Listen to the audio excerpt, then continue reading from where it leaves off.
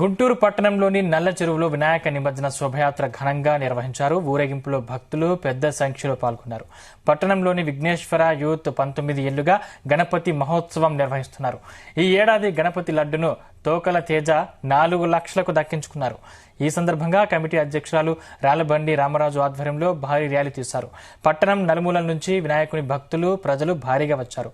ఊరేగింపులో సాంస్కృతిక కార్యక్రమాలు, వేషధారణలు, యువతీ యువకుల తీన్మార్ స్టెప్పులు అందరినీ ఆకట్టుకున్నాయి.